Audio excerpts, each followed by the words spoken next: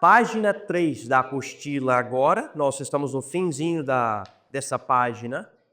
Estamos continuando com a primeira lição, que é a glória global de Deus. O desejo de Deus de espalhar a glória dele por todo o mundo através da coroa da criação dele, que é o homem. Ele quer que o homem glorifique a ele por toda a terra. E a gente está seguindo essa ideia na Bíblia, de Gênesis até Apocalipse.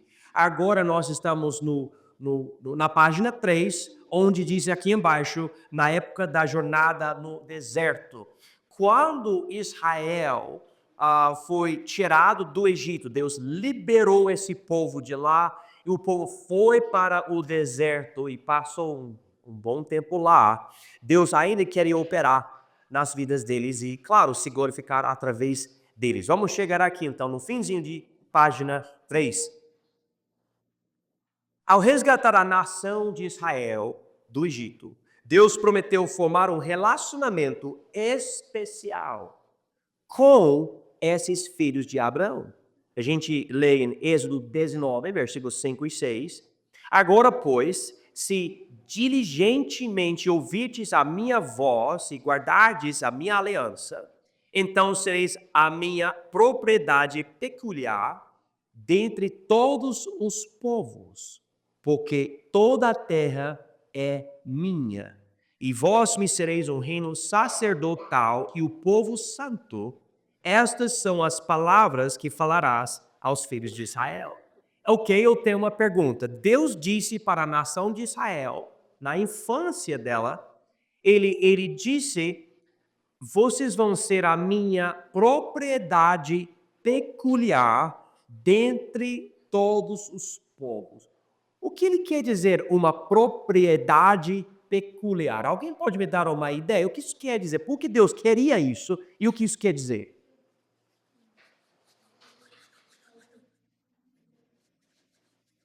Peculiar. Diferente, ótima palavra. Diferente. Diferente. Deus queria distinguir. Existem todos os povos do planeta, muitos adorando falsos deuses, muita violência, muito pecado, muita imoralidade, mas existe um povo diferente.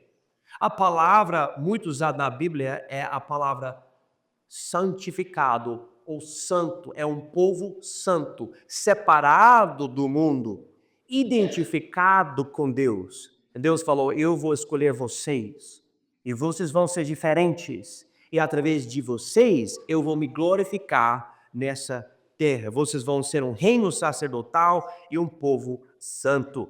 Página 4. Sendo um reino sacerdotal e o povo santo, Israel se tornou a manifestação da glória de Deus ao mundo.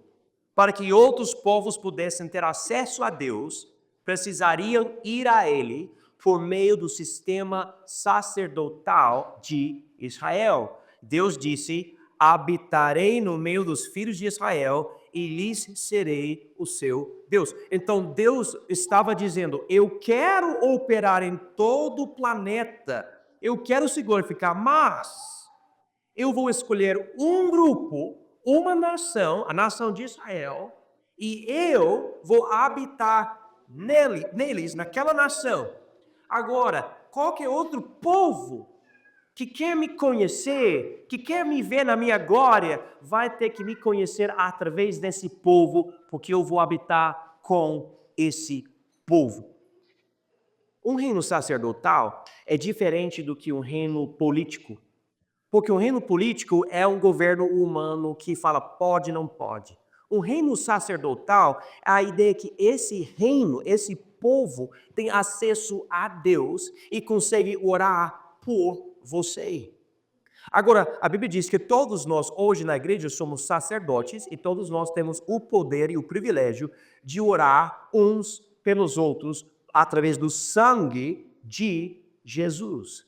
Mas na época de Israel, Deus disse, essa nação vai ser um reino sacerdotal. Israel, infelizmente, de novo, como é a história. Israel, infelizmente, não se preocupava com o grande significado disso. A rebeldia deles provocava a ira de Deus. Ele até disse para Moisés que queria consumi-los e recomeçar. Moisés sabia que isso não seria ideal, porque não traria glória para ele. Então Moisés lhe disse: por que hão de falar os egípcios, dizendo, para mal os tirou, para matá-los nos montes e para destruí-los da face da terra? Torna-te do furor da tua ira e arrepender-te deste mal contra o teu povo. Vocês estão vendo como é interessante isso? Moisés pediu para Deus se arrepender. Vocês não acham estranho isso? Deus precisa se arrepender? Não, ele não comete pecado. Mas agora ele está tão bravo, tão irado com o pecado de Israel, ele fala, eu vou destruir esse povo e começar com outro povo. E Moisés fala, não, por favor, não. Por que Moisés não queria isso? Moisés também ficou muito bravo com o povo de Israel. Ele era o líder, eles até queriam apedrejar ele. Então, ele não queria. Por quê? Porque Moisés, homem imperfeito, homem pecador, mas ele compreendeu que o alvo de Deus é ser glorificado por toda a terra. Então ele falou, Deus, em oração, né? Se o Senhor matar esse povo, isso não vai te glorificar. Porque os outros povos vão falar, o Senhor é o Deus deles e o Senhor não é nem capaz de fazer uma obra na vida deles, o Senhor só vai destruir, isso não faz sentido. Deus não queria destruí-los. Ele queria ver e mostrar onde Moisés estava no coração dele. Moisés estava entendendo a necessidade. E claro, Deus não matou todo Israel, não começou com outro povo. Moisés entendia o propósito especial de Israel, ter e manifestar a presença gloriosa de Deus. Ele, portanto, não querendo ir para a frente sem Deus, disse na oração, olha essa oração de Moisés em Êxodo 33, se tua presença não for conosco, não nos faça subir daqui. Como, pois, se saberá agora que tenho achado graça aos teus olhos, eu e o teu povo? Acaso não é por andares tu conosco, de modo a sermos separados? Eu e o teu povo, de todos os povos que há sobre a face da terra. Então, novamente, Moisés, preocupado com a presença de Deus em Israel. Deus estava levando o povo de Israel para a terra prometida, uma ponte de terra entre três continentes, Europa, Ásia e África.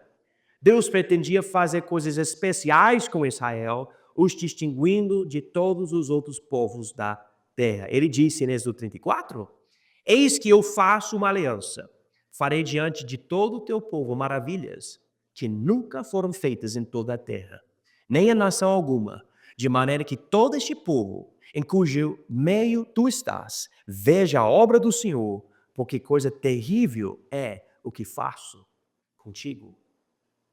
Ao longo dessa jornada, Israel rapidamente desobedecia ao Senhor novamente. Milhões de israelitas morreram no deserto. Deus tinha ficado bem irado. Ele, porém, não abortou a missão de se glorificar através do povo dele. Ele reafirmou, a glória do Senhor encherá toda a terra. Esse é o versículo que eu li no início da lição. Agora a gente vê onde se encontrou. Mas vamos continuar na época de Josué, então mais para frente um pouco.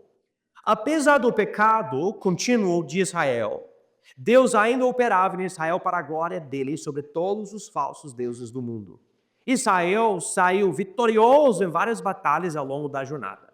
As notícias do vencimento dos inimigos de Israel se espalhavam. Ficou óbvio que o Deus de Israel era para ser temido. Raabe, uma meretriz, ou seja, uma prostituta na terra prometida, disse para os espiões de Israel, temos ouvido que o Senhor secou as águas do Mar Vermelho diante de vós, quando saíeis do Egito, e o que fizestes aos dois reis dos amorreus, a Sion e a Og, que estavam além do Jordão, os quais destruístes.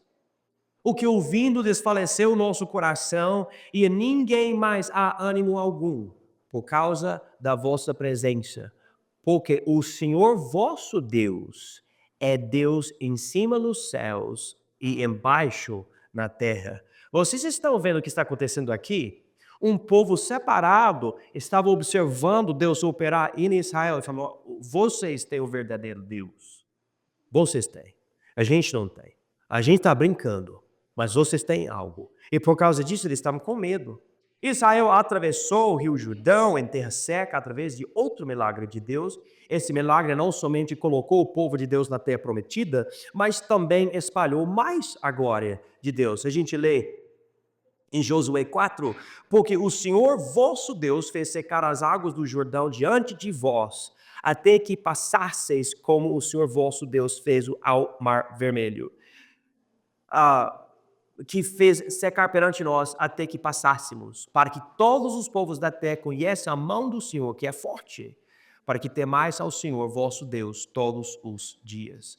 Depois havia novo pecado em Israel que sujava a glória de Deus. Deus não podia ficar abençoando as batalhas de Israel na terra prometida por causa disso. Então Israel caiu e ficou envergonhado. Josué não sabia do pecado e foi a Deus em oração. Ele queria saber como a derrota poderia glorificar o nome de Deus. Ele disse: Senhor, que direi? Pois Israel virou as costas diante dos inimigos. Ouvindo isto, os cananeus e todos os moradores da terra nos cercarão e desarraigarão o nosso nome da terra. E então, que farás? Olha aqui essa pergunta de Josué para Deus. Que farás ao teu grande nome? Quando a gente pensa sobre a glória de Deus se liga com o nome dele. Né? Qual é, por exemplo, seu nome? Qual é o seu nome? Gabriel, né? Quando vocês ouvem o nome Gabriel, o que vocês imaginam? Né? Você já pensa em algum criminoso? Não, certo? Que ele não é criminoso. O nome dele tem significado, não tem? Quando você pensa em Gabriel, nesse nome Gabriel, você já imagina ele, um rapaz com 18 anos de idade, moreno, prestes de se formar e estudar na faculdade, tudo isso, certo? É o que a gente imagina. Um cristão, ajuda na igreja, tudo isso. É o nome dele. Cada um de nós tem nome. Quando alguém fala sobre você e ouve seu nome, já tem ideia sobre certas coisas. Não é verdade? Todos nós temos isso. E Josué falou, mas Deus, a gente perdeu nessa batalha. Eu estou pensando no nome do Senhor. Nós somos o povo do Senhor. O que isso vai afetar? Vocês estão vendo como Moisés se preocupava e agora José se preocupava com o nome de Deus? Com a glória de Deus? E na verdade, esse interesse no nome de Deus deve ser o nosso interesse hoje em dia. Quando a gente pensa sobre a obra da igreja, essa grande comissão, essa ideia de pregar o evangelho, a ideia é tentar expressar para o mundo quem Deus é para o mundo. Quando ouve o nome Jesus, fala, que nome maravilhoso. É o Salvador, é o Senhor. E essa é a ideia. Deus disse que o problema era o pecado em Israel e que ficou necessário tirar de Israel aquele que cometeu o pecado. Página 5. Na época de Davi, isso é mais anos para frente, e Davi, o grande rei em Israel. Vamos ler aqui. Após os dias de Josué, e no fim da época dos juízes, Israel pediu um rei humano. Ainda que esse pedido fosse a rejeição de Deus como rei, Deus deu um rei ao povo de acordo com os desejos errados deles. Esse rei não fazia o certo e foi rejeitado por Deus. Davi, o próximo rei, era diferente. Ele buscava a Deus. Isso ficou óbvio até antes de ser rei, porque ele lutou contra Golias, especificamente para a glória de Deus. Vocês conhecem a história de Davi e Golias? Davi um rapazinho, Golias um gigante, Golias um guerreiro, Davi não necessariamente pastor de ovelhas, ele tomava conta das ovelhas de forma boa e realmente mostrou que ele é um homem de coragem mesmo. Mas comparando ele com Golias, não era uma batalha para ser realizada. Olha o coração de Davi na hora da batalha, olha aqui. Ele disse: hoje mesmo o Senhor te entregará na minha mão, e ferir-te-ei, e tirar-te-ei a cabeça, e os corpos do arraial dos filisteus darei hoje mesmo às aves do céu e às feras da terra, e toda a terra saberá que há Deus em Israel. Mesma coisa que a gente viu no coração de Moisés e depois de Josué, agora em Davi. É o nosso Deus que vai ser glorificado, porque Ele é o verdadeiro Criador de tudo e todos devem reconhecer Ele. Ao se tornar rei de Israel, Davi louvou a grandeza de Deus na nação dele. Ele exclamou em 2 Samuel 7. Portanto, grandioso és, ó Senhor Deus, porque não há semelhante a ti. E não há outro Deus, senão tu só, segundo tudo que temos ouvido com os nossos ouvidos. E quem há como o teu povo, como Israel, gente única na terra, a quem Deus foi resgatar para seu povo, para fazer-te nome e para fazer-vos estas grandes e terríveis coisas à tua terra, diante do teu povo que tu resgataste do Egito, desterrando as nações e os seus deuses, e confirmaste a teu povo Israel por teu povo para sempre, e tu, Senhor, te fizeste o seu Deus. Continuando aqui, agora na época da monarquia dividida. O filho e o neto de Davi se tornaram os próximos reis de Israel, mas não lideravam o povo com o mesmo zelo espiritual. O reino acabou se dividindo, Deus levantou profetas para pregar a verdade a esses reis. Eliseu era um dos profetas, e Deus o usou para curar um guerreiro de Síria chamado Naamã. Ainda que o povo de Israel não andasse com Deus naquela época, esse milagre impactou muito a visão de Deus de Naamã. Ele disse: eis que agora sei que em toda a terra não há Deus senão em Israel. Anos depois, quando o rei da Síria ameaçava o povo de Deus, o rei Ezequias reconheceu a importância da glória de Deus. Ele orou assim: ó Senhor Deus de Israel, que habitas entre os querubins, tu mesmo, só tu és Deus de todos os reinos da terra. Tu fizeste os céus e a terra. Inclina, Senhor, o teu ouvido e ouve. Abre, Senhor, os teus olhos e olha. E ouve as palavras de Senaqueribe, que enviou a este para afrontar o Deus vivo. Verdade é, ó Senhor, que os reis da Síria assolaram as nações e as suas terras, e lançaram os seus deuses no fogo, porquanto não eram deuses, mas obra de mãos de homens, madeira e pedra, por isso os destruíram. Agora, pois, ó Senhor nosso Deus, te suplico, livra-nos da sua mão, e assim saberão todos os reinos da terra que só tu és o Senhor Deus. Então agora esse rei de Israel, Ezequias, ele reconhece a mesma coisa. Deus tem que ser exaltado aqui conosco.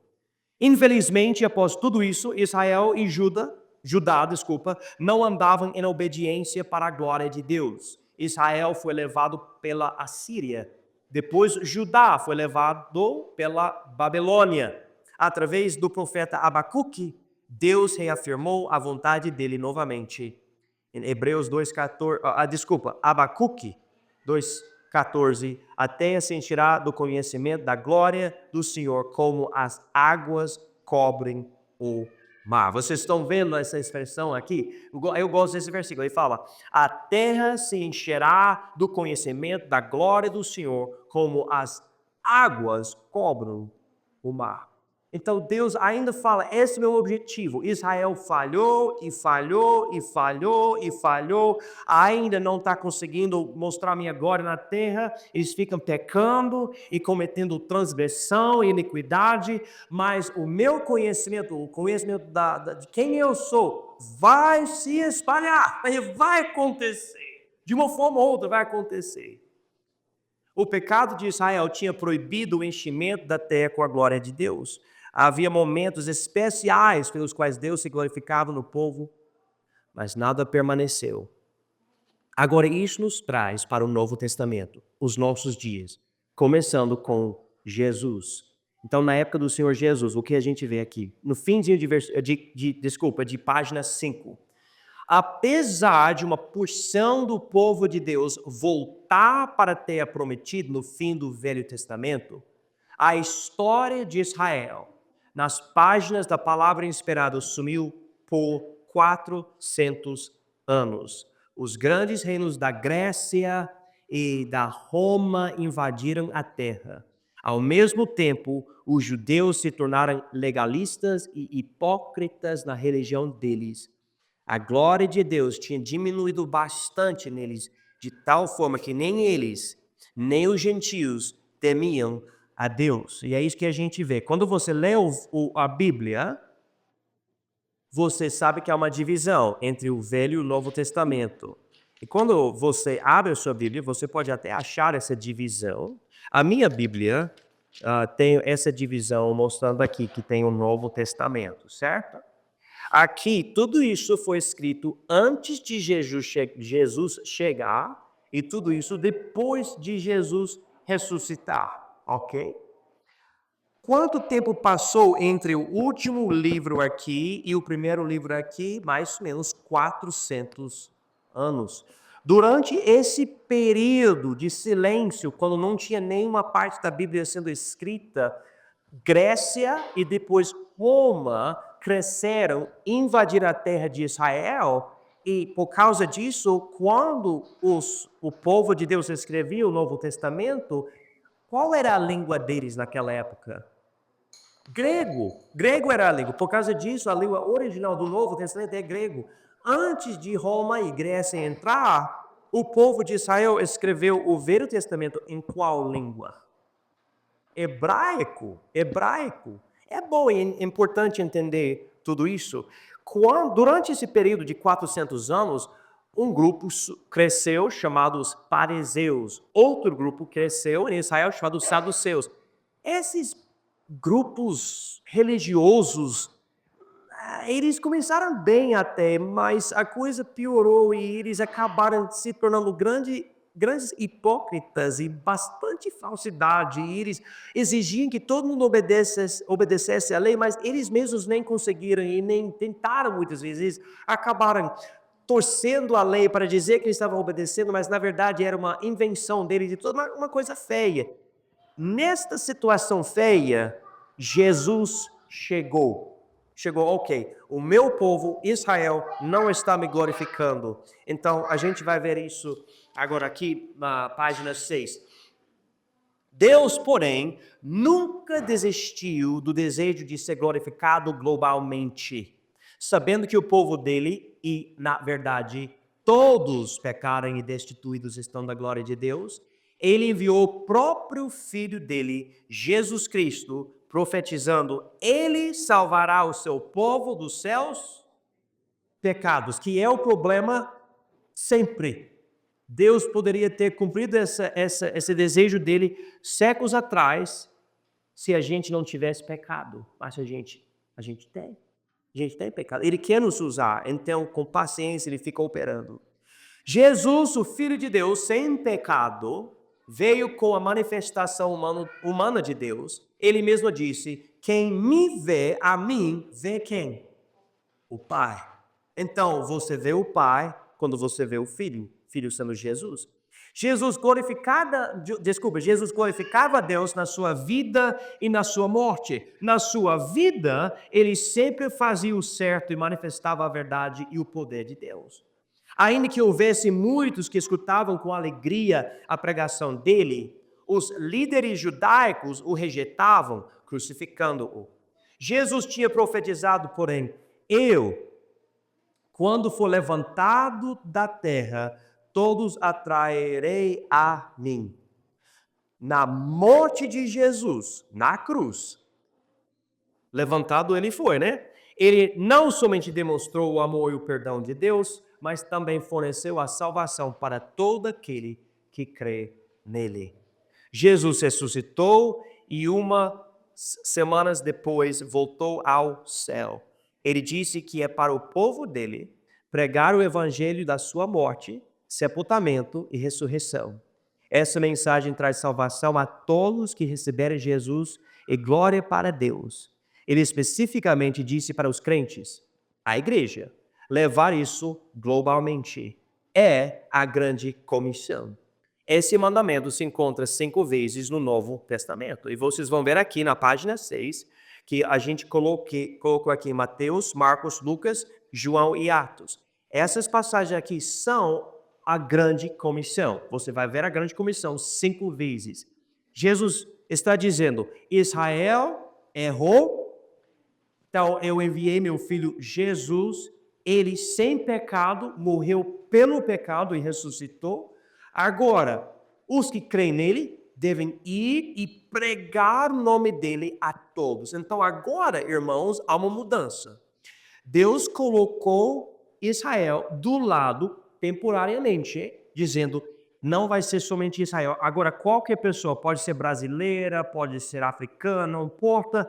Se receber Jesus pela fé, eu vou entrar nessa pessoa e usar essa pessoa. E agora essa pessoa vai me representar nessa terra.